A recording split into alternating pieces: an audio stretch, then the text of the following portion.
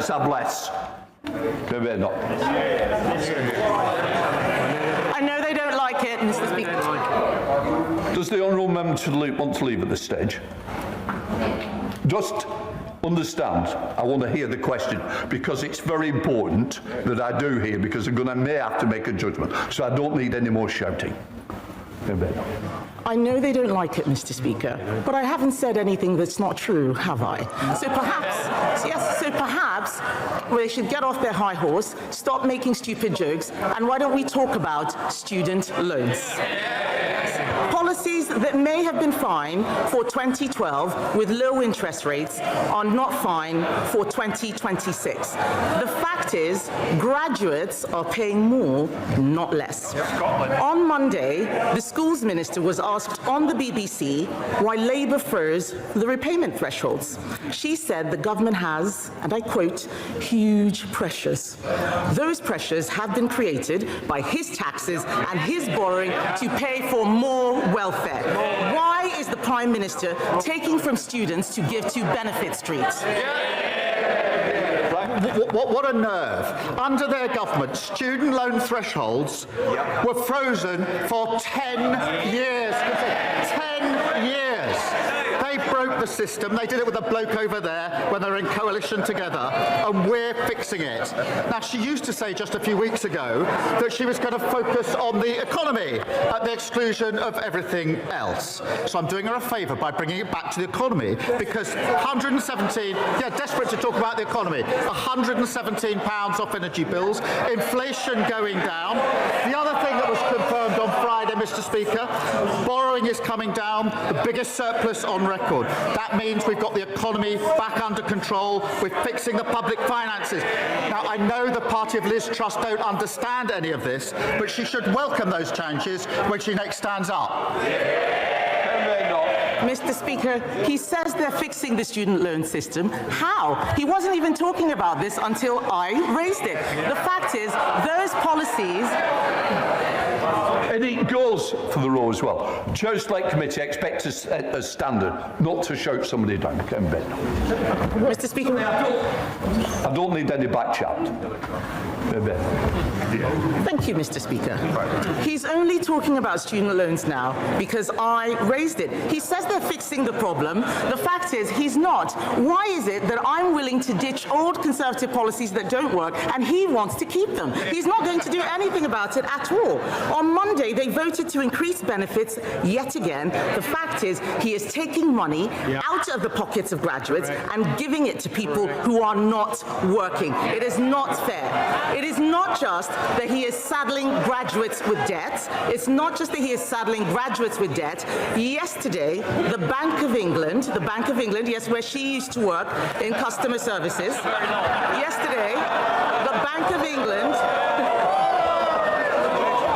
Yesterday, Mr. Speaker, the Bank of England said that his policies are fueling youth unemployment. That's not us, that's the Bank of England. For the first time ever, youth unemployment is now higher here than it is in the EU. And while he blames everyone else, our young people can't get jobs, they are losing hope and even leaving the country. Will the Prime Minister tell us how he plans to deal with it? Prime Minister. Mr. Speaker, she says she's ditching failed Tory policies. It's a very long list. 14 years of list. And it starts with the word sorry. And when she says that word, we'll take her seriously. But Mr. Speaker, she talks about the Bank of England. The Bank of England have reduced interest rates 6 times. We've seen the fall in energy bills. Inflation is coming down. Borrowing is coming down. She hasn't welcomed any of that. I know she wanted to talk about the economy. She wanted to talk anything other than the economy. Perhaps she'll welcome the surge in retail sales as well. People are spending more on our high streets because of the action that we took. Wages boosted for millions of workers, opposed by the party opposite. Free breakfast clubs, opposed by the party opposite. Free childcare, opposed by the party opposite. Every measure we're taking to improve the economy, what do? They oppose it. Mr. Speaker, he is desperate to talk about the last government so that he can distract from the mess that he is he's making now. The fact is, he is the Prime Minister today. This is a man who got legislation in to fix his own pension, just him, no one else's. He won't sort out student loans for other people. He has no plan to get young people into work. He has no plan to help graduates get out of the debt trap. They can complain as much as they like. These are facts. 411 MPs, and not a single one of them has any imagination. We are the ones doing all the thinking. Yes. He has already... Mr. Speaker.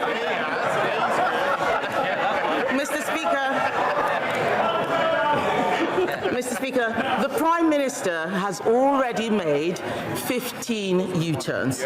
Will he make another one next week at the Spring Statement to fix the student loans system?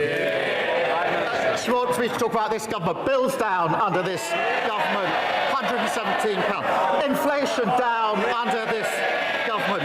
Surplus up, record. Resales down. She won't welcome the economic news, but the business community is welcoming the plan. Business confidence is up. The FTSE is at a record high. The President of the British Chamber of Commerce has said this is the year our economy could turn around. Her miserable strategy of talking down the economy isn't working because Labour's got a plan for Britain. Mr. Speaker, it'll only turn around this year if he stops being the leader. Perhaps they can do something about that. He wants us to welcome economic news. I'm sorry, but I'm not going to welcome the fact that youth unemployment is at its highest ever. I am not going to welcome the fact that unemployment has increased every single month under this Labour government. He is not doing anything about student loans because he is not governing. And he is not governing because he cannot govern. He is distracted by Labour scandal after Labour scandal. Mr. Speaker, even today now, there is an inquiry into the Inquiries Minister. That is all that they have offered since they came in. The defining moment of this man's premiership will not be breakfast clubs. It will be the sight of the man he appointed as ambassador to Washington just last year getting arrested. No wonder they're calling themselves all sorts of things. He needs to stop moaning about us and start fixing his useless government. Why should the country have to put up with 3 more years of this? Yet again, she's shown why she is so utterly irrelevant. Carping from the sidelines, trying to talk down the economy. Hello? Please, I want to hear the question, so do your constituents. Prime Minister. All she does is carp from the sidelines, talk the economy down, talk the country down. In the meantime, because of our work, what is happening? Energy bills down, as announced this morning. Inflation down. Borrowing down. And what's up? Retail spending is up. Investment is up. Business confidence is up. That's the difference a Labour government makes. Thank you, Mr. Speaker. Residents in Stanley, in my constituency, are very excited about having their say on how to spend the £20 million of Pride in Place funding that Stanley South has received as one of the 250 most deprived neighbourhoods in the country. There are other villages and areas in North Durham that are too small to qualify for Pride in Place at the moment, but also urgently in need of investment. For instance, Grange Villa, New Kyo and the Avenues area of Chesley Street. Will the Prime Minister consider an additional wave of Pride in Place funding to target smaller, more concentrated areas of deprivation? Well, I thank him for that, and I know how meaningful Pride in Place investment is to his constituents. We're backing communities with the funding and the powers they need to invest in their priorities, which is unleashing jobs, growth and opportunity. In answer to his question, I can confirm that the next wave of Pride in Place will invest in an additional 169 neighbourhoods focused on smaller areas, looking closely at deprivation. We're reversing the austerity that ripped the heart out of our high streets and our communities and giving local people a real say over how money is spent. Leader of the Liberal Democrats, Sir Ed Davey. Can I join the Prime Minister in congratulating Team GB on our most successful Winter Olympics ever? And can I also join him in solidarity with our Ukrainian allies and friends after 4 years of them resisting Vladimir Putin's war machine? Mr. Speaker, the former Prime Minister, Gordon Brown, has raised deeply shocking concerns that Jeffrey Epstein may have used British airports and even RAF bases to traffic young women and girls in and out of our country. This is appalling. The Prime Minister knows that I agree with Gordon Brown that there needs to be a full public inquiry into all this. If he doesn't agree with Gordon Brown, will he, at the very least, commit to releasing the flight logs and related documents? Will he wait for the House to force the government to do that? Prime Minister. Well, I think it's important to appreciate there's obviously a police investigation going on, and I think it's right, and I'm sure he agrees with this, that that has to go wherever the evidence takes it, and we have to let that investigation run its course before deciding what next action needs to be taken. Sir Ed Davey. I think we all agree that police investigations should take priority, but that doesn't rule out a public inquiry, and it certainly doesn't rule out releasing the flight logs, which I think really should be. Mr. Speaker, on a different note, it's been revealed the trustee of William Blake House, a care home for adults with profound disabilities, embezzled £1 million. There are very few homes in the country which offer this sort of care, and now it faces closure. As a father of a disabled son myself, can I tell the Prime Minister this situation is one of my worst nightmares.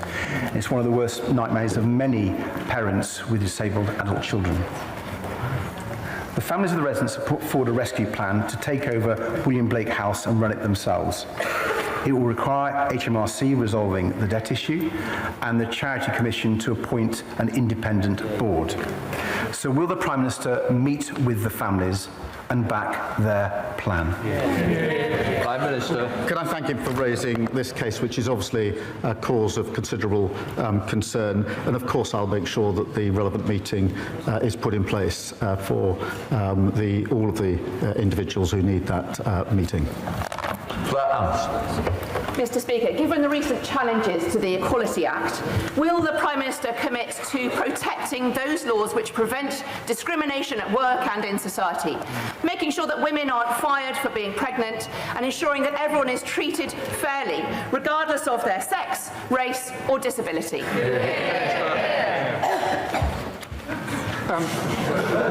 Mr. Speaker, I'm proud of the Equality Act that was passed by the last Labour government.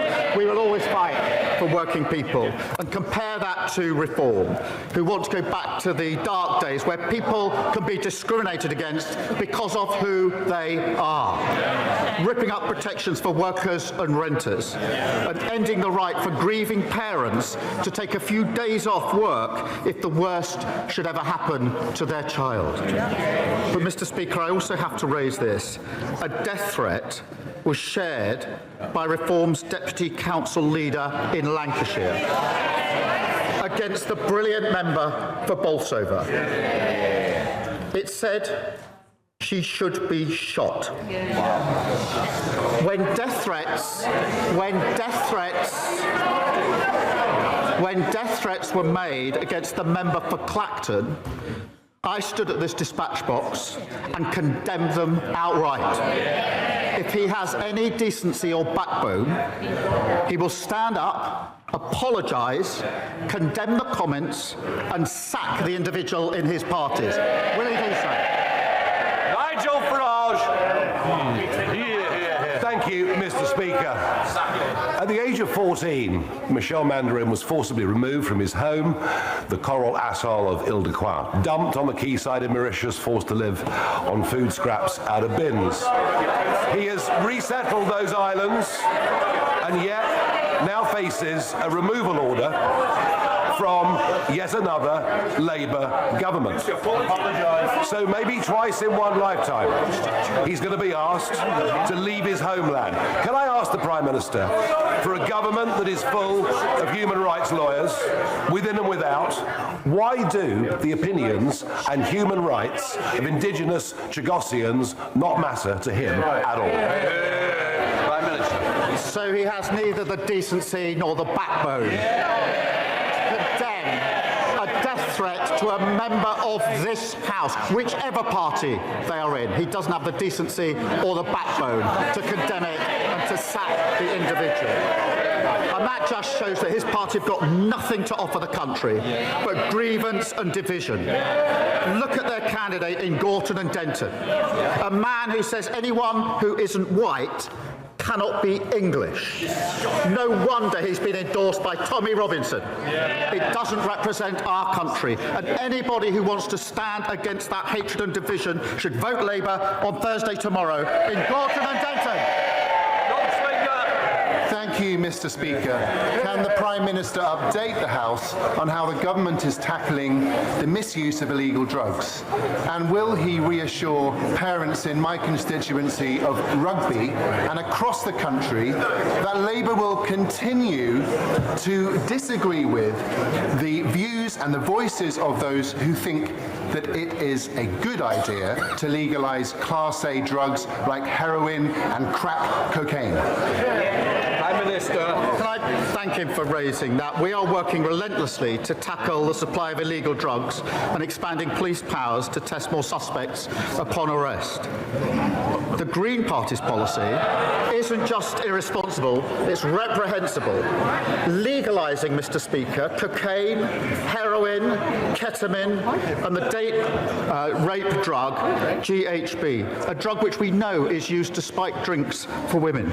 Now, whilst we're making that an offence, the Green Party's proposals would shatter lives, increase antisocial behaviour and see drugs use running rife. And I have to say, as the father of a 17-and-a-half-year-old son, the idea that the argument is being made by the Greens that when he turns 18 in just a few months, it would be lawful to provide him with heroin and crack cocaine is absolutely disgusting. Thank you, Mr. Speaker. The Prime Minister recently stated we will not allow the powerful to treat justice as optional. He was talking about Epstein's enablers, but my constituent, who uses the pseudonym Isabella, has asked me to ask the PM whether his words also apply to those who assisted Britain's Epstein and Mohammed al-Fayed, a monster who, with others, abused her and hundreds of other women and girls in a human trafficking scandal that the Met, unlike the French authorities, are still refusing to treat as such. So will the Prime Minister ensure sufficient resources are committed to fully investigating this multi-perpetrator, multi-jurisdictional, multi-decade trafficking outrage and meet with Isabella and her fellow victims to understand the terrible scale of this shocking crime? Well, can I Prime Minister, for raising this really important case on behalf of really important victims, and I'm sure the thoughts of the whole House are with those victims. Every report of sexual offence should be treated seriously, every victim should be treated with dignity, and every investigation should be conducted professionally.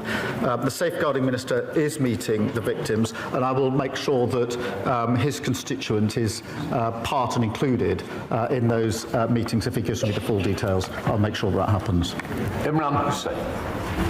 Thank you, Mr. Speaker. And we have all heard the horrific news that a man entered Manchester Central Mosque last night in this, the holy month of Ramadan, carrying weapons, including a hammer, a knife, and an axe. Mr. Speaker, violent and Islamophobic attacks against the Muslim community are becoming far too frequent in our country. Prime Minister, is it not the case that every single politician in this place, and I mean every politician, especially that lot over there. Yeah. Mr. Speaker, they may nod their heads, but this morning we could have woken up to a horrific terrorist attack, killing innocent Muslim worshippers only for being Muslim. Prime Minister, is it not the case that every single politician in this place and every single journalist has a responsibility to stop fanning the flames of hatred against the Muslim community? Well, Can I thank him for raising this really important case and tell him that I share his deep concern and the deep concern of the community over the incident at Manchester Central Mosque, particularly during the holy month of Ramadan. And we will not and must not relent in the fight against anti-Muslim hatred. We must not. Mr. Speaker, I remember visiting Peacehaven Mosque in the wake of the awful attack there. And when I did, I committed £40 million to protect mosques and community centres. It's a shame that we have to do that, but we do have to do it. And we're establishing a new fund to monitor anti-Muslim hatred and support victims. And I want to reassure my honourable friend and the House that we will fight hatred and protect freedom of worship in this country. Thank you, Mr. Speaker. Bicester is one of the fastest growing towns in the country, but the town will be cut in two when rail services start between Oxford and Cambridge and the London Road level crossing closes. Campaigners were ignored by the Conservative administrations for over a decade, but today we're in touching distance of a solution. East West Rail has a detailed plan for an underpass, the Rail Minister's fully engaged, we have financial support from the County Council, and thousands of local residents have pledged £1 to go underground. So can the Prime Minister now confirm that the government will back the plan and keep London Road open? Minister. I thank him, and I know he shares our support for East West Rail, which is a vital project that will deliver better journeys, tens of thousands of jobs, and unlock up to 100,000 new homes. I agree that access to Bicester must be maintained, access to Bicester Village must be maintained, my children say, as well. And I think the company have put forward two options on replacing the crossing, and I'll reassure him and his constituents that they will have the opportunity to express their views during the upcoming consultation into relation what would work for them. Thank you. Dr. Davis. Thank you very much. Well, we just brought you live footages from the Prime Minister's questions in the United Kingdom. The Prime Minister Keir Starmer is taking questions from Conservative leader Kemi Badenoch and the MPs at the Prime Minister's questions. Of course, the opposition, they put up the PM that the student loan system is at a breaking point. The Tories have vowed to cut the rates of interest charged to some loans. Starmer responds that the Conservation Party, they scammed the country on the issue, adding that his government would look to ways to make it fairer for all. This is News Central, keeping you up to speed with the Prime Minister's questions, with the live footages from the United Kingdom.